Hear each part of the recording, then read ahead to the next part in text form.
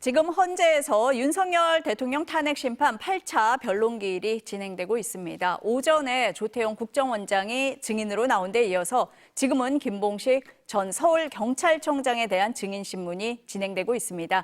이 자리에 양지민 변호사 나와 계십니다. 어서 오세요. 안녕하세요. 네, 안녕하세요. 먼저 박 기자, 지금 진행 상황 어떻게 되고 있습니까? 네, 오후 2시부터 김봉식 전 서울경찰청장의 증인신문이 이어지고 있고요. 양측의 주신문이 끝나고 다시 또 신문이 이뤄지고 있는 상황입니다. 일단 다시 정리를 하자면 김봉식 전 청장은 이른바 침입조, 국내에 국회에 군을 진입하게 하고 그리고 경찰 병력을 배치해서 국회를 봉쇄했다. 요 의혹을 가장 받고 있고요. 그리고 또 하나는 직접적으로 체포하라는 지시를 받았는지는 확인이 되지 않았지만 체포 지시를 받았다고 의혹이 있는 이진우 수방사령관과 6차례 긴밀하게 소통하면서 체포조 지원을 했다라는 의혹을 받고 있는 인물입니다. 그런데 오늘 주로 김봉식 전 청장에 대한 질문은 윤 대통령 측이 이끌었는데요. 윤 대통령 측의 증인이기도 합니다. 신청한 증인인데 윤 대통령 측이 김봉식 전 청장으로부터 이끌어냈던 답변은 국회 봉쇄가 아니라 질서 유지를 위한 국회 차단이었을 뿐이었다. 만약에 국회를 봉쇄하려고 했다면 그렇게 소규모 경찰 병력을 투입하는 게 아니라 전방위적인 경력 배치가 필요했을 거다. 이런 주장을 했고요. 오늘 유의미하게 김봉식 전 청장의 직접적인 발언으로 나온 거는 개엄 당일 오후 7시에 윤석열 대통령 삼청동 안가에서 윤 대통령과 김용현 장관을 만났을 때 윤 대통령으로부터 오늘 밤 10시 비상계엄을 선포한다라는 얘기를 들었다고 진술했고요. 또 김봉식 전 청장은 그 자리에서 김용현 당시 국방부 장관이 준 A4 용지에 22시 국회, MBC, 여론조사꽃 이런 내용이 담겨 있다. 이걸 진술했습니다. 그러면서 그걸 어떻게 받아들였냐라는 질문에는 군 병력이 진입하는, 군 병력이 출동하는 위치 정도라고 인지를 했다고 했습니다. 근데 그 과정에서 비상계엄이 선포되기 직전인 9시 40분에 김용현 전 장관으로부터 한 통의 전화를 받는데 그거에 대해서는 답하기가 어렵다고 했고요. 또 안가 회동에 대한 질문은 국회 측에서 많이 했는데 그러면 윤석열 대통령이 비상계엄을 선포하면서 선포하는 이유로 어떤 거를 제시했냐라고 했을 때 현 시국에 대한 불만 토로가 있었다라는 취지의 내용이 나왔고요. 또 하나는 검찰 진술에서 했던 내용이라고 하면서 밝혔던 건데 윤 대통령의 개인적인 가정사도 어느 정도 배경이 됐던 것 같다. 하지만 이거는 개인적인 이유이기 때문에 밝힐 수 없다라고 진술을 했습니다. 그리고 계엄 당시 이진우 수방사령관과 긴밀하게 통화가 이뤄진 건 맞지만 그 내용은 그 국내 그 국회 진입, 질서유지 차원에서 국회 진입을 위한 취지다. 이 정도로만 말했습니다. 그리고 아예 답변을 안 한 게 있는데요. 조지호 청장도 그렇고 이 김봉식 전 청장도 그렇고 대통령 지시가 담긴 문건을 파쇄하거나 찢어버렸다고 하고 있는데요.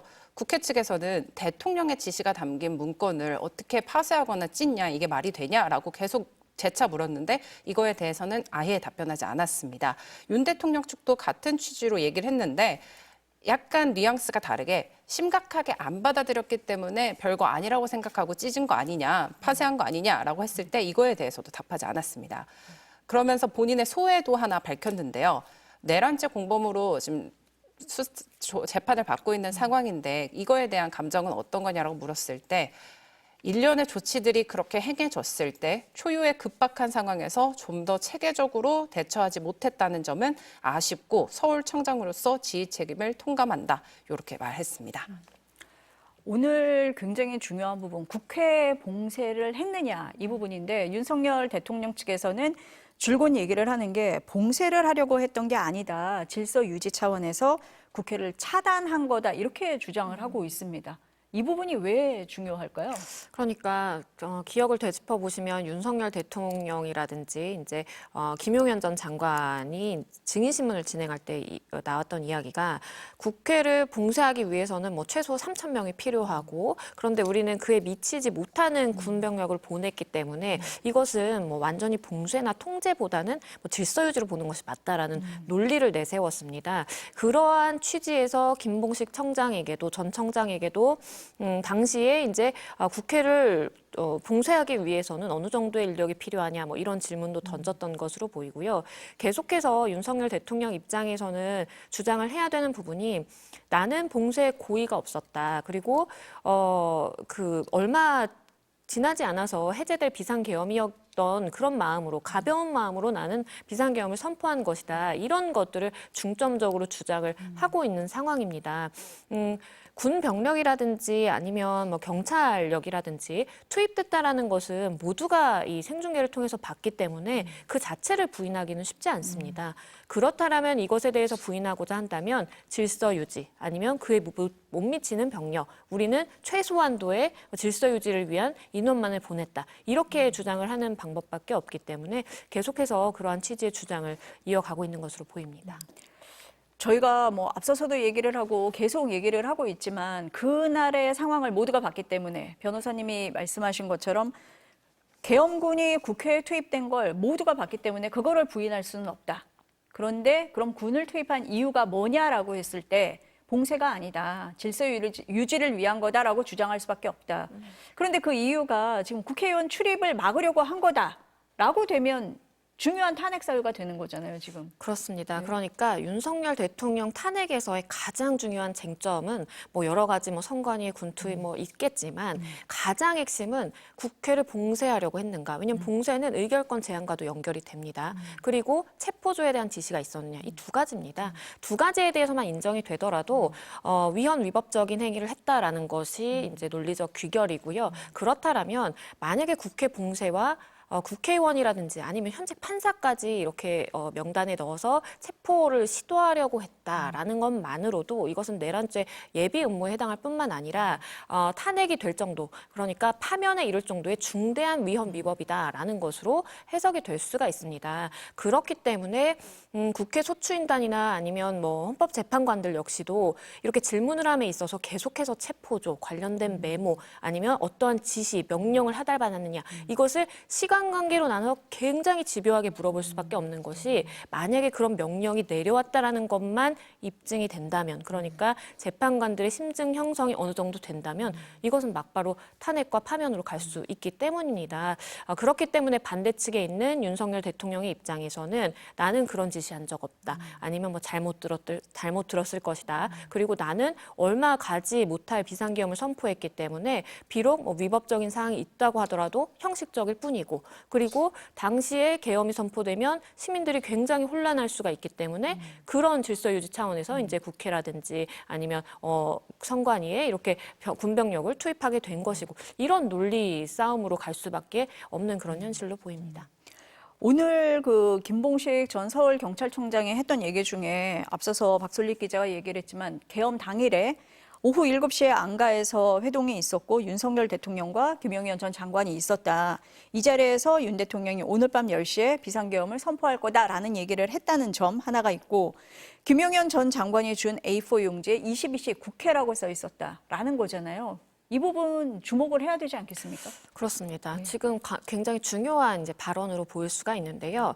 만약에 그냥 단순히 22시 국회라고만 되어 있다라고 한다면 윤석열 대통령이 주장하는 바와 양립할 수 있습니다. 그러니까 22시경에 비상계엄 선포할 예정이기 때문에 시민들이 동요할 수 있어서 그래서 국회로 경찰 병력을 투입해라라고 하는 이제 논리적인 성립이 가능합니다. 그러니까 윤석열 대통령 주장과 양립 가능한데 여기서의 문제는 22시 국회뿐만 아니라 여론조사 꽃이라든지 아니면 다른 기관도 함께 명시가 되어 있었잖아요. 그 부분은 윤석열 대통령 입장에서 설명을 해놔야 되는 부분입니다. 그러니까 질서유지 차원으로 경찰력을 투입한 것이라고 한다면 국회에서 머물러서 국회에 그렇게 경찰력을 투입해라, 뭐 지원해달라라는 내용만 들어가면 되는 것이지 왜 여타의 여론조사 기관이라든지 아니면 언론사라든지 이런 것들이 명시가 되어 있었던 이유에 대해서 설명하지 않는다면 단순히 질서 유지 차원이었다라는 윤석열 대통령 측의 주장은 굉장히 신빙성이 떨어질 수밖에 없습니다. 지금 뉴스 속보로 나가고 있는데요. 김봉식 전 서울경찰청장이 계엄 당시에 이진우 수방사령관과 8차례 통화를 했다라고 얘기를 하는 부분입니다. 박솔릭 기자가 앞서서도 여러 차례 통화를 했다, 뭐 이 얘기를 했었잖아요. 거기에 연장선상의 질문과 답입니까? 네, 맞습니다. 김봉식 전 청장이 이진우 수방사령관과 통화를 했다라는 사실은 기존에도 나왔었는데요.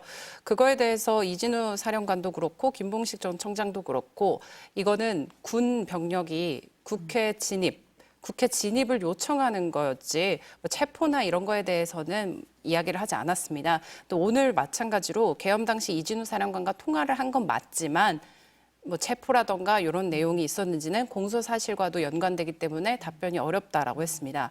또 그러면서 김봉식 전 청장도 윤석열 대통령 측과 비슷한 취지로 국회를 진입한 거는 군도 그렇고 경찰도 그렇고 차단, 질서 유지를 위해서 일반인들의 진입을 차단한 거지 국회의원들의 의결을 방해한다거나 국회의원들을 체포한다거나 그런 게 아니었다 이렇게 주장을 하고 있는데요. 그거의 연장선상으로 김봉식 전 청장이 진술을 하나 했는데 그 비상계엄 당시에 국회뿐만 아니라 용산 대통령실에도 순차적으로 경력을 배치시켰다.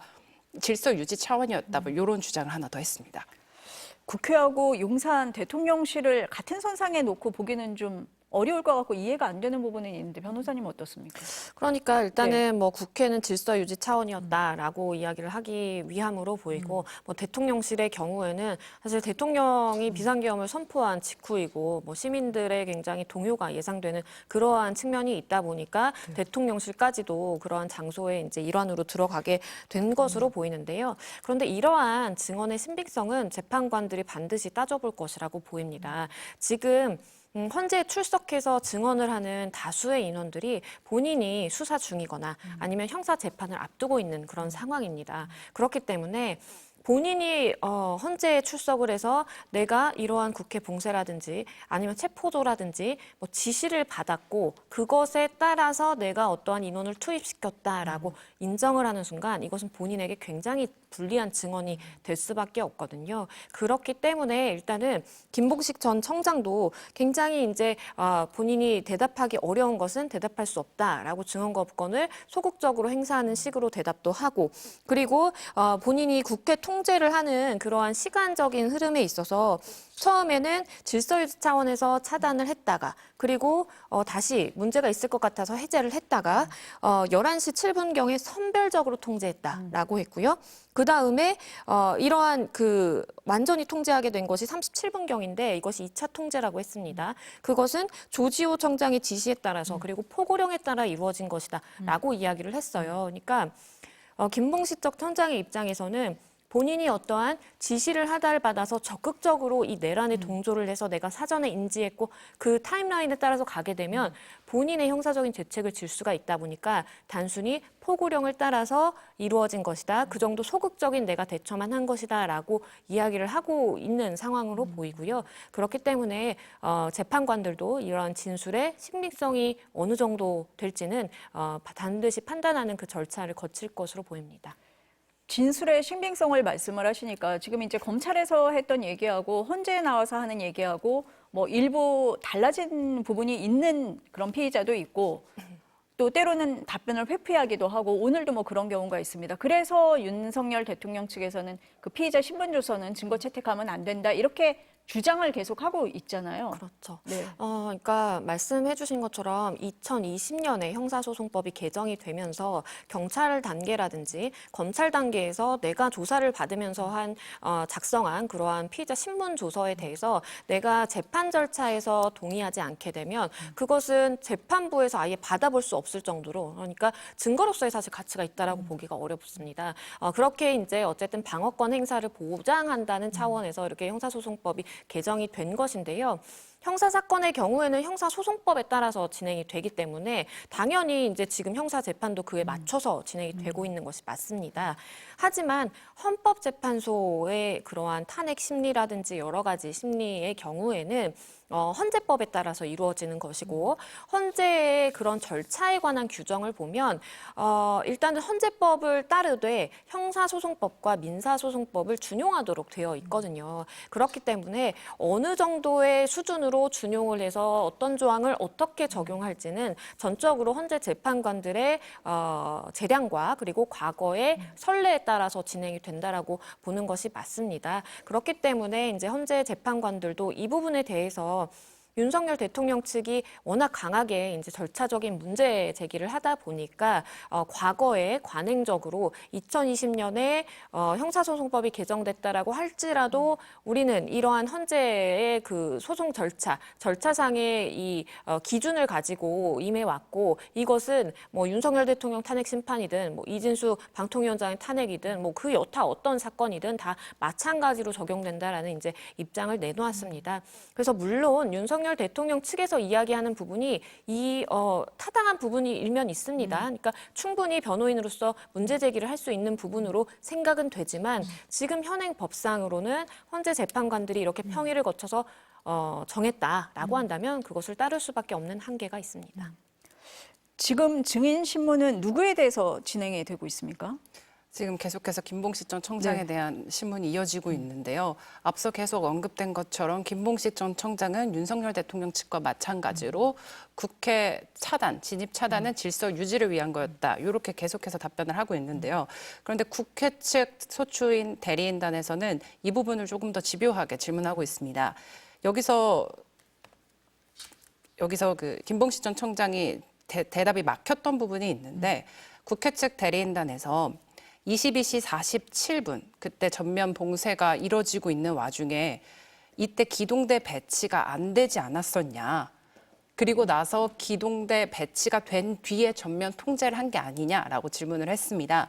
이게 뭐 명확하게 나온 건 아니지만 아마 윤통 측에서 22시 23분부터 22시 47분 이 사이에 그러니까 비상계엄 선포가 되고 국회 전면 봉쇄가 이루어지기까지 시간이 20분 걸린 것을 두고 우리가 통제를 안 하지 않았냐 이렇게 주장을 했는데 이거에 대해서 국회 측은 일부러 안 한 게 아니라 기동대를 배치를 못해서 못한 거 아니냐 이런 취지로 지금 질문을 이어가고 있습니다. 그러니까 국회를 봉쇄하려고 했던 거지 뭐 중간에 잠깐 빈 게 봉쇄가 아니라는 증거가 되지는 않는다. 뭐 그런 거에 대한 질문이겠네요. 네, 맞습니다. 네. 어떻게 보십니까, 변호사님은? 국회 측에서 굉장히 이 부분은 집요하게 끌고 갈 수밖에 없는 것이요.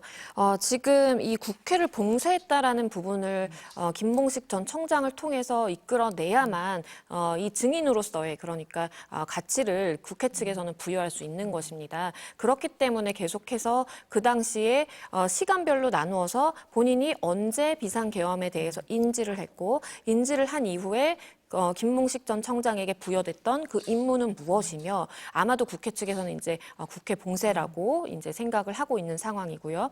그렇다면 국회 봉쇄 임무를 하달받았다면 기동대가 실질적으로 출동을 해서 국회에 배치가 되고 인력이 충분하게 갖추어지기 직전까지의 시간적인 차이는 있지만 결국에는 준비가 갖춰진 이후에는 그 명령에 따라서 움직인 것 아니냐라고 국회 측에서 이야기를 하고 있는 부분이고요. 이 부분에 대해서 기자님께서 말씀해 주신 것처럼 잠시 뭐 발언이 막히는 좀 그런 취지가 있었던 이유는 일단은 시간적으로 봤을 때 본인이 이렇게 상세하게 이제 기억을 못하고 있을 가능성도 있고요. 아니면 지금 본인이 이것에 대해서 자칫 잘못해서 인정을 하게 될 경우에는 국회 봉쇄라는 목적을 가지고 본인이 그러한 명령에 따른 그런 행위를 한 것으로 볼 수가 있기 때문에 이것은 내란과도 이제 연결될 수 있는 부분입니다. 그렇기 때문에 아마도 뭐 신중하게 발언을 하기 위해서인 것도 있다라고 보입니다. 일단 내란죄의 경우에는 그 탄핵 심판 그러니까 탄핵 절차와는 별도의 절차이기는 하지만 지금 내란 우두머리의 혐의를 윤석열 대통령이 받고 있고 바로 그 아래에 중요임무 종사의 혐의를 받고 있는 대다수의 인원들이기 때문에 윤 대통령 우두머리라고 볼 수 있는 윤 대통령의 명령에 따라서 본인이 움직여서 본인의 직급 아래에 있는 부하 직원들에게 이것을 지시하고 이것이 지휘 체계에 따라서 이루어졌다라고 한다면 그 혐의가 짙어질 수밖에 없는 것입니다. 그렇기 때문에 그러한 상세한 내용에 대해서는 아마도 증언하기를 굉장히 꺼려할 가능성이 있습니다. 변호사님 말씀을 하실 때 오늘 짚어봐야 되는 중요한 부분이 국회에 군이 투입된 부분, 그리고 체포에 관한 말씀이라고 하셨어요. 그런데 김봉식 전 서울경찰청장이 이진우 전 수방사령관하고 통화한 얘기에 대해서 내용을 얘기를 안 하잖아요. 근데 이진우 수방사령관 같은 경우는 체포하고 관련이 돼 있단 말이에요. 그런데 지난번 헌재 변론에 나와서 거의 답을 안 했고 그러다 보니 오늘 헌재가 조성현 수방사 1경비단장을 직권으로 불렀습니다. 이 부분은 어떻게 봐야 돼요? 그러니까 이게 대통령이 가장 정점에 있는 것이고 그 다음에 뭐 국방부 장관을 생각을 해볼 수가 있고 그 밑으로 이제 각 이제 방첩사라든지 수방사라든지 이제 사령관들 그 밑에 이제 실제 행위에 옮긴 그 단장들이 있다라고 보시면 되겠습니다. 그렇기 때문에 과거에 상기를 시켜보시면 김연태 단장이 출석을 했을 때에도 결국에는 곽종원 사령관과 어떤 이야기를 주고받았고 어떤 이야기를 하달받아서 본인이 그렇게 움직였느냐 이런 것들이 이제 주된 내용이었거든요. 그런데 이진우 전 사령관을 불렀더니 본인이 형사소추가 되어 있어서 지금 발언이 어렵다. 이렇게 증언 거부권을 행사를 했죠. 그러다 보니까 헌재 재판관들 입장에서는 이진우 전 사령관으로부터 이제 어떤 이야기를 들었는지 실제 어떤 행위가 있었는지를 알아내는 것이 탄핵 심판에 있어서 굉장히 중요한 요소인데 그러한 이제 입증이 되지 않는 상황인 것입니다. 그렇기 때문에 이진우 전 사령관이 이야기를 하지 않는다면 그 밑에 있다라고 볼 수 있는 조성현 단장을 불러서 가장 이제 현장에서 투입이 돼서 본인이 직접 겪고 상부로부터 명령을 이제 하달받은 그러한 상황이기 때문에 조성현 단장을 불러서 당시에 체포조라는 투입이 지시가 있었는지 정말 국회의원을 끌어내라라는 명령을 받았는지를 확인하게 될 것으로 보입니다. 지금 속보로 나가고 있는 자막은 김봉식 전 서울경찰청장이 국회 2차 통제는 포고령을 근거로 상급자 지시에 따라야 한다고 생각했다. 이 부분은 좀 소극적인 답변으로 보이기도 하는데 어떻습니까? 네, 검찰 조사 과정에서도 드러난 진술이었는데요. 김봉신 전 청장은 2차 통제, 1차 통제가 해제된 것도 의견이 갈리는데 위의 지시가 아니라 현장 실무진들의 이의 제기, 법적 근거가 없는 봉쇄 아니냐라는 이의 제기 하에 윗선에서 해제를 했고 근데 그 과정에서 30분 뒤에 조지호 청장이 김봉식 전 청장에게 포고령이 발효됐으니 이 포고령을 근거로 차단을 해야 된다. 다시 차단을 해야 한다. 그래서 2차 통제가 다시 이루어졌다. 이게 지금까지 나온 공소 사실이었습니다. 그거에 대해서 오늘 김봉식 전 청장도 조지호 청장의 지시로 인해서 우리는 다시 2차 통제를 한 거다. 이렇게 약간 소극적으로 변명하는 모습을 보였습니다. 그리고 지금 이제 양측의 신문이 끝났고 김형도 재판관의 주 신문이 이뤄지고 있는데요. 김형도 재판관은 가장 먼저 삼청동 안가 모임 때 받은 A4 용지의 내용을 물어봤습니다. 앞서 양측에서는 그 진입, 국회 봉쇄, 국회 차단이라는 표현을 바꿔 쓰면서 그 국회 병력 배치에 대해서 많이 물어봤는데요. 김형도 재판관도 이 연장선상으로 그거에 기반이 된 안가 모임 때 받은 그 A4 용지의 내용을 지금 묻고 있습니다. 그 A4 용지에는 22시 국회 그리고 뭐 MBC 여론조사꽃 이런 장소들이 적혀 있는 걸로 기억을 한다. 그리고 계엄 전에 파쇄를 했다. 이렇게 답변을 한 부분이거든요. 재판부도 이 부분에 지금 주목을 하는 것 같습니다. 그렇습니다. 왜냐하면 이러한 안가 모임을 했다라는 것은 어쨌든 뭐 본인이 어차피 중요 임무 종사에 혐의를 받고 있는 상황이기는 하지만 계엄에 대해서 굉장히 소수의 인원들이 사전에 인지를 했을 것이고 그 사람 중에 하나라고 볼 수가 있겠습니다. 그러니까 내란의 뭐 예비라든지 음모까지 볼 수 있을지는 모르겠지만 그것은 변론으로 하고라도 계엄에 대해서 인지를 했다면 그것에 대해서 위법성에 대해서 충분히 따져볼 만한 이제 시간이 있었다라고 보이고 그렇다면 어쨌든 본인이 이것에 응한 것, 그 자체로도 이제 문제겠지만 MBC라든지 여론조사 꽃이라든지 이러한 장소들을 명시를 하면서 A4 용지를 미리 준비해서 나눠주고 그것에 따라서 어떠한 뭐 조치를 취하는 것을 꾀했다라고 본다면 이것은 윤석열 대통령이 지금까지 주장을 해온 얼마 가지 못할 비상계엄이었다라든지 아니면 위법적인 사항이 포고령에 있지만 어차피 국회가 계엄 해제할 것이기 때문에 그냥 경고성으로 했다라든지 이러한 주장과는 좀 맞지 않는 부분인 것입니다. 이러한 이제 A4 용지라든지 최상목 대행이 받았다라는 뭐 쪽지, 문건의 경우에도 가장 이제 제한적으로 지금 객관적인 증거가 형성이 되어 있는 이런 상황에서는 중요한 증거라고 볼 수 있거든요. 그렇기 때문에 그 안에 담긴 내용이라든지 진술이라든지 아니면 뭐 내용도 사실 보고 본인이 기억에 의존해서 진술을 하는 것이기 때문에 그대로 이제 믿는 것은 아니라 신빙성을 따져보겠지만 만약에 이제 A4 용지의 존재가 사실이고 여기에 어떠한 뭐 차단이라든지 봉쇄라든지 일부 기관에 대한 이제 이름이 명시가 되어 있다면 그것은 막바로 어떠한 이러한 기관들에 대해서 위법한 조치를 취했을 가능성이 높다라고 연결될 수 있다 보니까 재판관들이 이 부분에 대해서 자세히 물어보고 있는 것으로 보입니다. 뭐 거기에 대한 답을 했습니까, 지금? 김영두 재판관이 김봉신 전 청장에게 그럼 계엄군을 출동하는 걸 두고 그 질서 유지 차원이었다면 질서 유지는 경찰이 하는 역할인데 왜 계엄군이 국회에 간다고 생각을 했고 그리고 그렇게 생각을 했다면 그게 가능한지 여부에 대해서 설명을 들은 게 없냐 이렇게 좀 자세히 물어보니까 계엄이 선포되면 당연히 계엄군이 주요 시설로 온다는 그냥 상식적인 생각에 기초했다. 요렇게만 답했고요. 이 외에는 아까 앞서 말씀드렸다시피 계속해서 질서 유지 차원에서 경찰 병력이 소규모로 배치됐고 군 진입 역시 이와 같은 취지로 이뤄지고 있다. 이렇게 답하고 있습니다. 앞서서 속보자방으로 단전 단수 조치가 해서는 안 된다고 생각한다. 뭐 이런 답이 있기는 했는데요. 그 언론사에 대한 단전 단수 이 얘기를 물어봤을까요?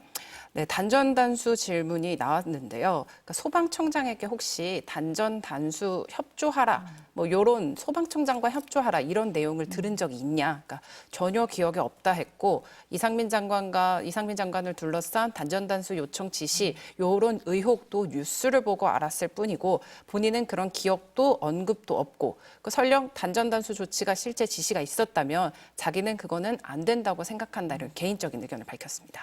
그러면 지금은 아직까지 김봉식 전 서울경찰청장에 대한 신문이 진행되고 있다. 이렇게 봐야겠네요. 네, 맞습니다. 네. 이후에 더 들어오는 소식이 있으면 다음 뉴스에서 전해드리도록 하고요. 두 분 말씀은 여기까지 듣겠습니다. 감사합니다.